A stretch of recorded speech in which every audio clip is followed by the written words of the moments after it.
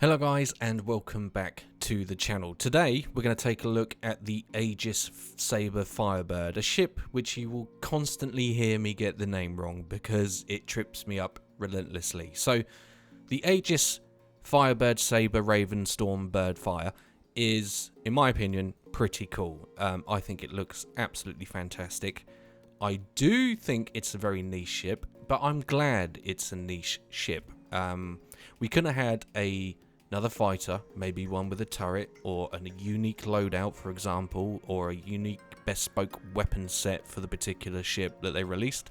Instead, we got something that's more of a competitor to the Talon Shrike. So I was very happy to see CIG produce something different for a change. Obviously, Aegis Dynamics have made several sabers now, and this Firebird Sabre Ravenstorm Bird is really cool. Let's start then by talking about how it looks aesthetically. Now, it is in my opinion that this is an absolutely fantastic looking ship.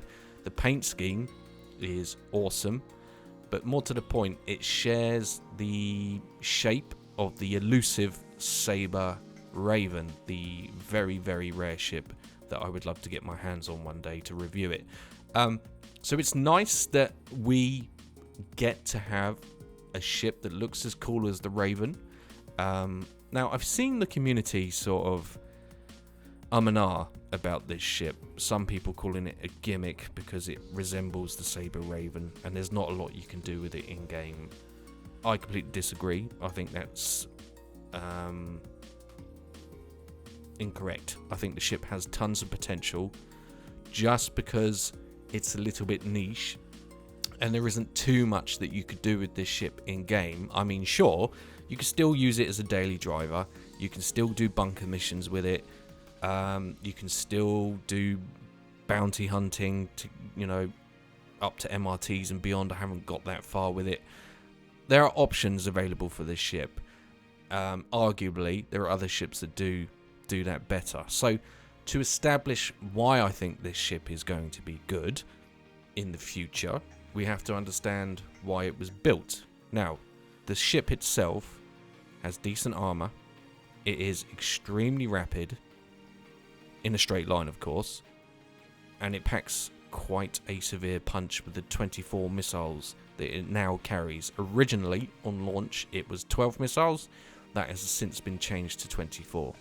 It's designed to do hit and run tactics, raiding, things of that nature.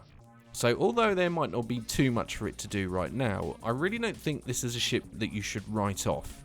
I do think it will become an asset to your fleet in the future. So as you can see, we have two gatlings at the front. I would argue they're more for sort of self-defense than really going on the attack with. Sure, it's great to have weapons at the front, of course it is. It's not really a dogfighting ship. It's designed to go fast, deploy the missiles, destroy your target, and leave. If you try to turn and fight a light fighter or a medium fighter, you're going to run into issues. It's not what it's for. So I wouldn't write the ship off. To call it a gimmick, I think is... I think it's just wrong. I see the potential of this ship. There are a whole host of scenarios I dreamt up. We'll cover those later. Let's just focus on how the ship looks for now. So, as you can see, we have the poignant gatlings underneath the cockpit, either side flanking, and then we have this powerful engine. Now, this ship really does hustle in a straight line. It's pretty quick, very nice. Doesn't turn particularly well at high speed because, again, it's not what it's designed for, but it does absolutely zip. It looks amazing and it's pretty quick. So pretty unique in the sense that it's different looking from its counterparts, right? So we have the stealthy Sabre, the standard one. Then we have the standard Sabre Comet, which has a different dogfighting loadout. I love the Sabres. I got rid of my Comet because the decal on the wing was driving me crazy. But I am a fan of the Sabres. And then of course we have the Sabre Raven, and then this, the Firebird Ravenstorm Bird, Firestorm Bird, is, I think it's an asset. Not potentially right now, but I do really believe that this will be a useful ship. In terms of the Talon Shrike, that's its closest competitor. Now, off the top of my head, we do have larger missile trucks in the Freelancer Miz, which has a ridiculous amount of missiles, and we also have the Constellation Andromeda, which is also a missile truck. So to have a little niche ship like this, which is a competitor to the Talon Shrike, is good. I like the fact that they've done something different, and that's what we need to applaud, because when we keep getting the same stuff over and over again but by a different manufacturer, that's when the game will start to get a little bit tedious, right? So I'm glad they took a different route entirely, and it's that kind of thinking that's going to keep the game interesting, right? So it's good, in my opinion, that we've got something different. So I think the Aegis Firebird, Sabre, Raven, Stormbird is going to be great in the future. So some of the scenarios are kind of dreamt up for this. So let's start with hit and run tactics, raiding. Well, what does that entail? Okay, so in the future, we know base building's coming. I mention it all the time. That's one thing you might need a Sabre Firebird for. Attacking ground units, clearing out enemy anti-air installments, ballistas, Centurions, things like that. The signature of the radar, your radar signature I should say, sorry, was reduced as well for this ship, so it's a little bit more stealthy, which is going to help. It's fairly well armoured as well, so it's going to be able to zip in, take some punishment and then leave. As you can see, we have the tricycle landing gear. We also have, in the same location where the party happens, with the missile bay. Again, this now houses 24 missiles. Anyway, back to the scenarios. So, raiding and ground attack, definitely very useful. Go in, hit hard, and leave. You should not be turning around to fight anything, in my opinion. It's not a dogfighter. So there are two scenarios where this could be useful. Sabres tend to be stealthy anyway, so maybe you have a mission where you have to assassinate a VIP, getting into a quick line of sight of your target, deploying 24 missiles. As long as your target isn't in a really beefy ship, you're going to have some success, and the element of surprise will work well for the hit and run side of things, right? So there's two scenarios, three really, if you include the VIP missions. So it's quite interesting to see when we get those missions and potential use cases, how potent this ship will be. I will not write this ship off. It's niche, yes. Is it awesome? Yes. Does it have potential? 100%. Now the Gatlings at the front, it is nice to have them. You could strafe targets on the ground, ground troops, etc. Sure. I would argue, I think they're pretty much self-defense, really. I don't really recommend dogfighting in the Aegis Sabre, Raven, Firebird Storm, to be honest. I just don't think that's what it's designed for. I'm not saying you can't, because of course you can, but I try and use ships what they're intended for, is sort of how I justify my fleet, at least. Okay, moving on to the cockpit then. The cockpit is absolutely superb, okay? MFDs in here are probably the best MFDs in the game right now. For me personally, I like that they are on hardback screens. I'm starting to wane from digital displays. Projected, it gets too cluttered. I am not a fan of the new UI. It is far too arcadey and scruffy. It needs tidying up big time. But the cockpit of this ship is incredible. Now, let's take a look then at the other Sabres in game. So we have the Raven on your left. We have our Sabre Firebird Stormbird here. Obviously, the missile truck variant of that Raven.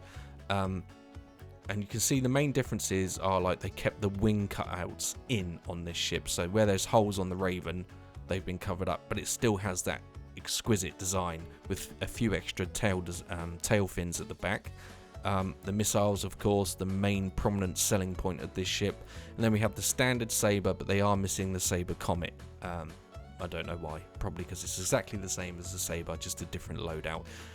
I am a fan of the Sabres. I think they look absolutely incredible. And I kind of regret getting rid of my Comet, but the decal on that particular paint scheme was driving me crazy. But the detailing on this ship is incredible. The Sabre Raven is no different. It's extremely rare. I really, really hope I get my hands on one of these one day. But the main difference aesthetically from the standard is the single engine, whereas the standard Sabre has just the one. But it almost looks Cadillac-y in some respects with the fins when you look at it from certain angles. But it's definitely an aesthetic I enjoy. And I'm glad it's a niche ship. You know, I'm fairly happy with how the ship turned out. I think they could have made it a two-seater. They could have just added all kinds of things and it would have blended into all the other light fighters and medium fighters we've had. So I'm kind of happy we've got something fairly unique, albeit a little bit niche and not too much to do with it. But just don't write the ship off would be my advice. I do think this ship will come good. And I'm sure many of you have dreamt up your own particular scenarios for this ship. So if you have, share them in the comments, because I think when you get your imagination going, you start to see the future a little bit. And prime example there of a ballista getting wrecked, which is nice. Now, as I said, I think the ability to fire 6 missiles at a time is pretty cool, very powerful. My only complaint with missiles in the game as a whole is I think they're far too easily defeated by countermeasures. They either need to reduce the amount of countermeasures you can use or just make them less effective. Here's the Talon Shrike, which is a fantastic spacecraft. Love it. It does suffer from alien attacks, but it's worth it because it's really cool. So here you can see they're demonstrating the fact that hit and run tactics are viable, right? And ripple off 6 missiles at a time, as long as your target isn't particularly reactive or paying attention, it is going to cause a significant amount of damage for raiding, base raiding, ground assaults, all of that good stuff, VIP assassinations. Then the Firebird will come true. I really do feel like it's a little bit underestimated. So I have one, and I don't use it often because I have other ships to do that, but it is definitely worth sitting on, would be my main point of this video, because I just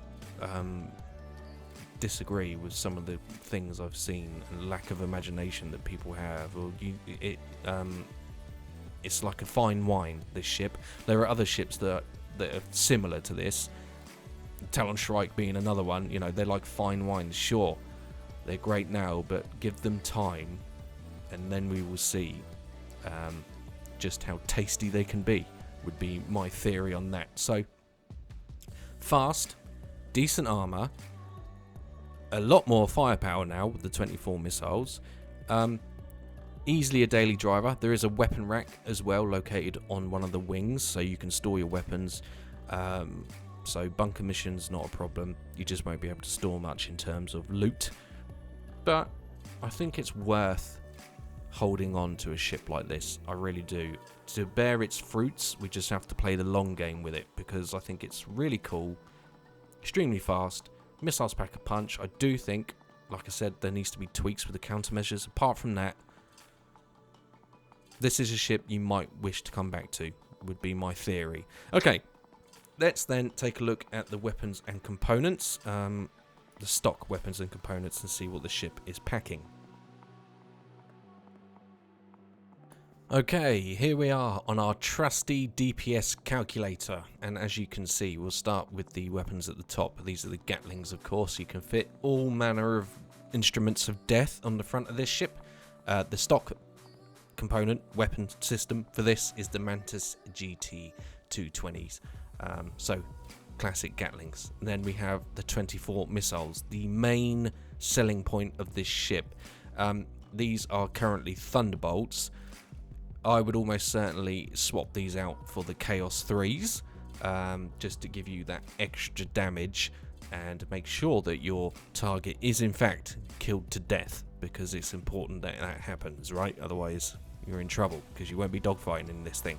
So 24 missiles, nothing to turn your nose up at. Now it does have 2 size 1 shields, which are the shimmers for this particular ship.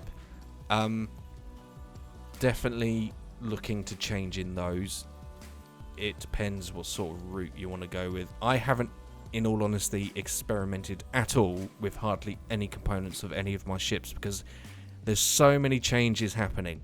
I would recommend that depending on where you're watching this video, that you just keep an eye on DPS calculator when you can, because so much is changing. It's very hard to get a bead on what's going on, right? So we do have 2 chargers for the power plants, 2 bracers for the coolers, all size ones of course, and then we have a drift.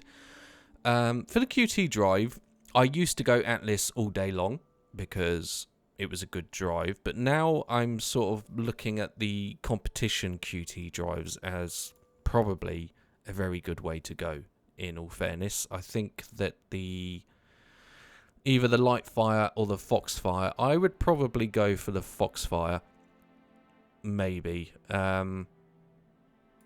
That'd be down to your discretion really, but the stock drift, it's not terrible, but you can do better for sure.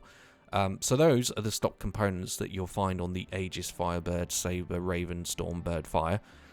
Right, let's then begin our walk around of the ship. I do like to do this to give you a sense of scale, as previously mentioned. You know, it's one thing for me to show you clips, it's another thing to walk around and give you a sense of scale. So, tricycle landing gear, to be expected, fairly common amongst ships of this size, particularly the Ravens as well.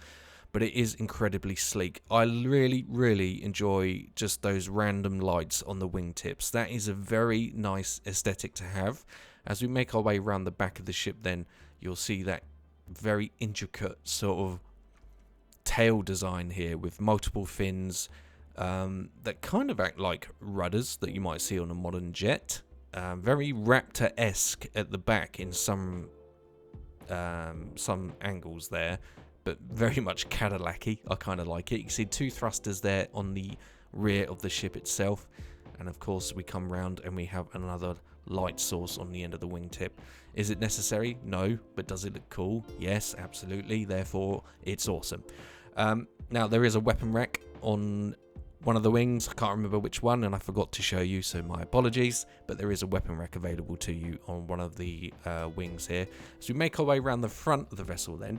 What's kind of confusing is where the landing gear are. There is a very large landing gear flap there that almost looks like it doesn't fit, but obviously it does, but it does look very large.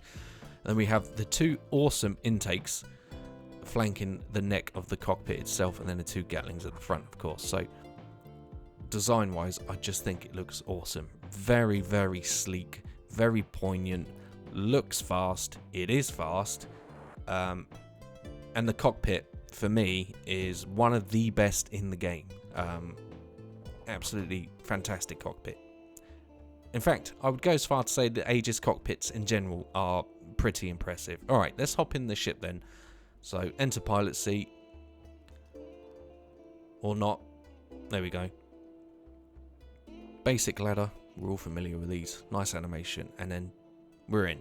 Now, look at these MFDs. They are really well polished. It looks incredible in here. Visibility is awesome. HOTAS system, but everything is nice and easy to read MFD wise. As I said, I am not a fan at all of the new UI.